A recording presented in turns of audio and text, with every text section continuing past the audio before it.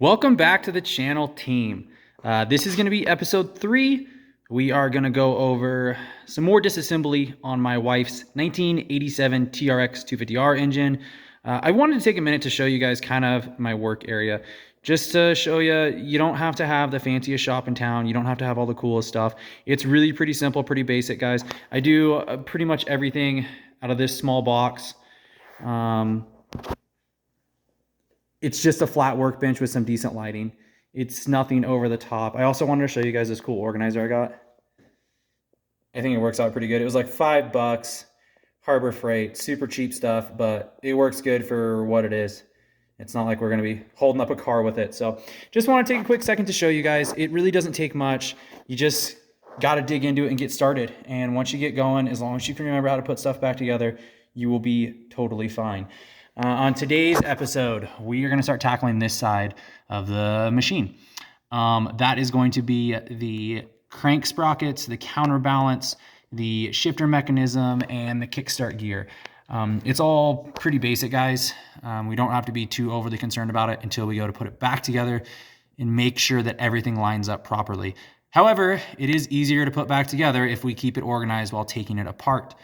While I have the camera in my hand, I want to take a minute to show you guys a couple of parts that are going to be really hard to see. This is your shifter mechanism. There is a stud right here that comes out of the cases, and your shifter mechanism has a spring behind it that rocks back and forth on that stud. That's what gives you the return on your shifter. When you go to line it back up, it's going to be super important to get that in there. It will also show you how to line this mechanism up when we go to reassemble it.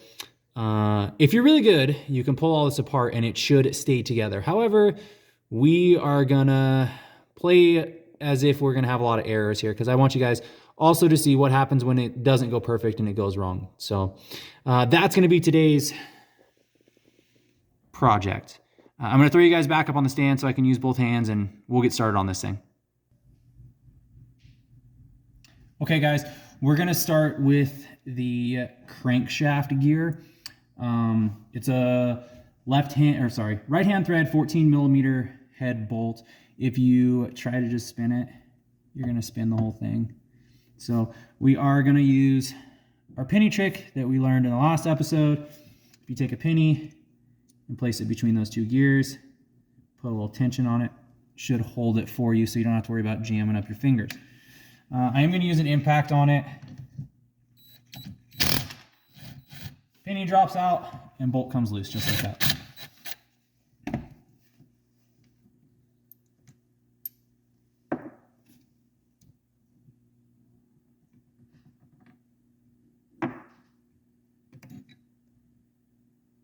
You'll notice as I start pulling this gear out, this counterbalance is going to want to drop because the weight is almost at the bottom. So if you watch that closely, see that little drop on that counterbalance? Something to keep an eye on. You'll also notice, I showed you the dimples last time on the outer rings. There is also a dimple on the crankshaft itself and a dimple on the inside of this gear. Let me grab the camera really quick and I'll zoom in on that so you guys get a little bit closer look. All right, guys, so in the last episode, I showed you those two dimple marks. They're not lined up right now because we already started to pull that crankshaft gear off. However, if we go over here and zoom in, you can see there's a dimple on the shaft and a dimple on the gear. As long as you have the dimple on the shaft, dimple on the gear lined up, and your gear is facing outward, see how it says out, and you have those two dimples lined up, this thing will be timed. It's not super complicated like a 4-stroke. All we're trying to do is take some of the vibration out of it. So I wanted to give you a little bit closer look. I'm gonna throw you guys back up on the stand and we'll keep tearing this thing down.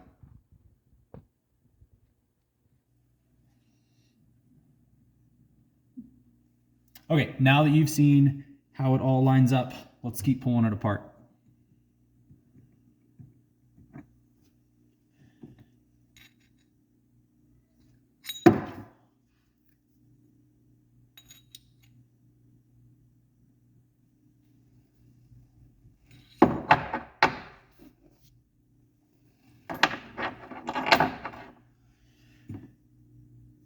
These should be 8mm bolts.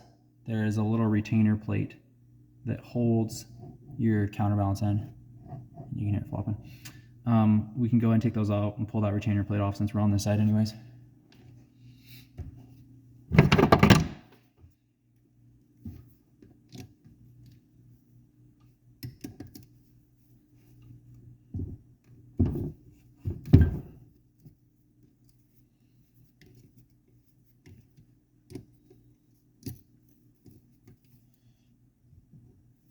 Sorry guys, my left hand is still super weak.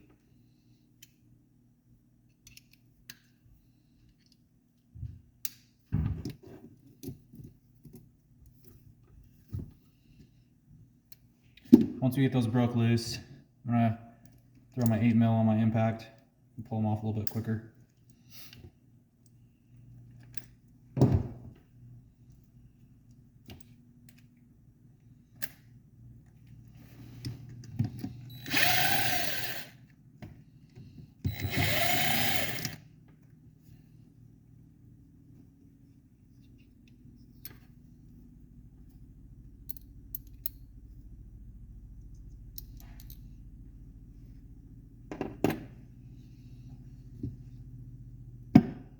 If you hear that, if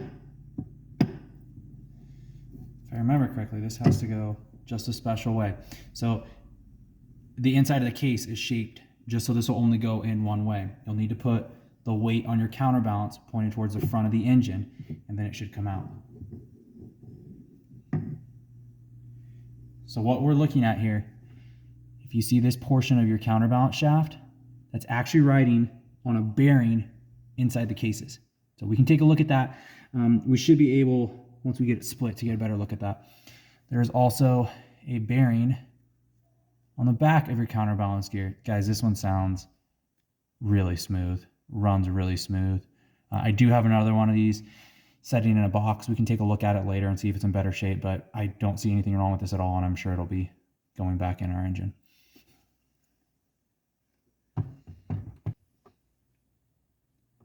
Okay guys, let's get back to it. You can grab a hold of your Kickstarter gear and just pull it off. There's no timing marks or anything on it. It just slides off. You'll see there are some sawtooth like cuts on the back of it. It's almost like an old school style one-way gear. So when you are kicking it, you're kicking over the motor, but when the motor actually starts turning, that's why if you hold your Kickstarter down, you hear that sound. That's what you're hearing. So let's get that out of the way.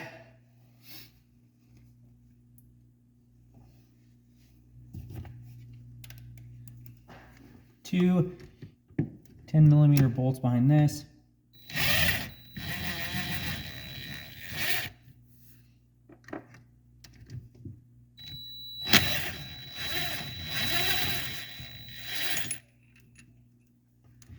And you're going to see a large spring back there. We still have our Kickstarter here. So I'm going to use it because it's way easier on the splines than using a pair of pliers. You can use this to manipulate it, rotate it around and take the tension off that spring. And then this whole assembly should slide out in your hands. We're just gonna leave all this together, guys. Put it on the bench.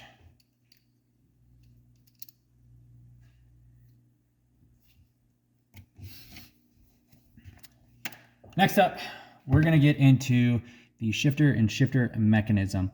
At the beginning of the video, I showed you this little stud and how the spring rides around it. This is super easy to get out. If you just reach over to the other side of the engine, rock this a little bit and push on your shifter shaft, it should come all the way out.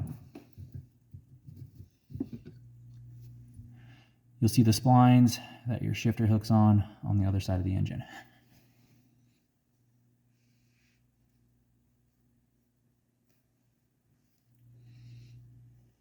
All right, guys, this is where it starts to get a little bit more complicated. There are 3 8mm head bolts right here. we're going to go ahead and take those off and try and get the shifter mechanism to stay inside this metal plate so that it doesn't come apart on us. Best of luck.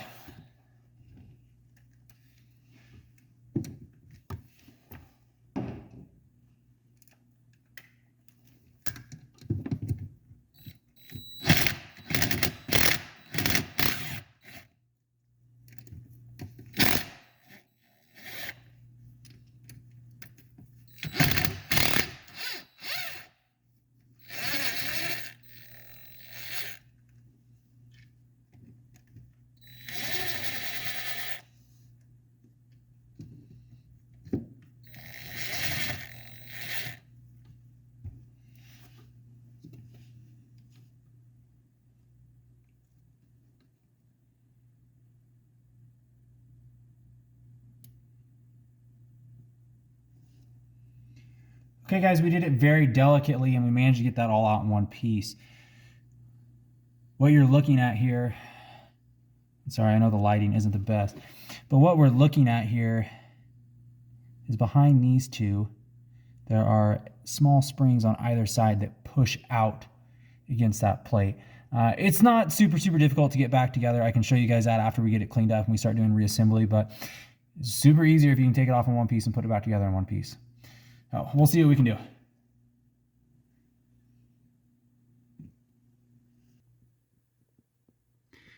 Okay guys, I wanted to take a second and give you a close-up on this, help you kind of understand maybe a little bit better what's going on internally when you are shifting. If you can see, there's a 12 millimeter, I wouldn't call it a bolt, but there's a 12 millimeter stud inside of this. And if you turn it, you'll hear it. That is what you are hearing when you are shifting your ATV. This is the shift drum. It is going to move the shift forks internally, which will move the gears on the main shaft and the counter shaft, which change your gear ratio. So we will work on taking this apart next so that we can switch over to the stator side. All right guys, let's start taking some of these loose. Hey, I just want to take a second to note, I am also not a mechanical engineer, nor did I design this piece of equipment. So if I'm using terminology that's not correct, sorry. So I'm just going to start by just taking that one loose. I'm not going to take it all the way out yet because you're still going to have spring tension riding over here. This arm goes in with a small roller and hits these detents, and that's the clicking noise you hear when you're putting it in and out of gear. So I'm not going to take it all the way out yet. I am now going to take this bolt out, which holds that arm. This one's a 10 mil. Get it broke loose and then swap our T-handle around.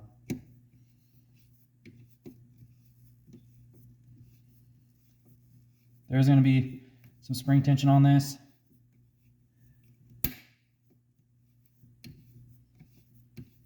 I don't know if you heard that pop right there, but that was the spring tension coming off of it. This is the spring. You will see a spot on the case where this arm rides, and then there's a little divot in that arm where this portion of the spring rides. Once we got that off, we can pull this bolt out of here.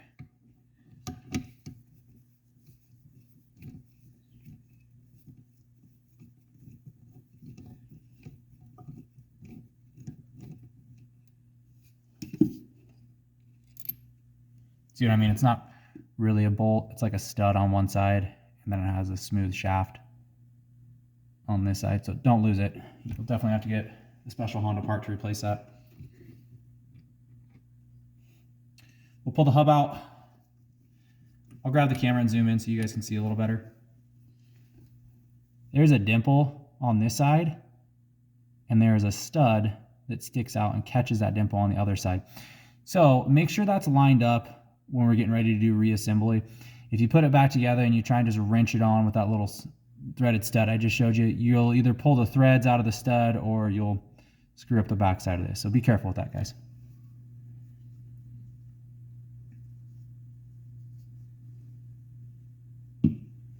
Okay guys, I know this was kind of a short episode today, but I think that's going to do it for this side. one more piece. I think that's going to do it for this side. We will swap over for the next episode and take a look at that stator side and work on getting it broke down. Thanks for tuning in.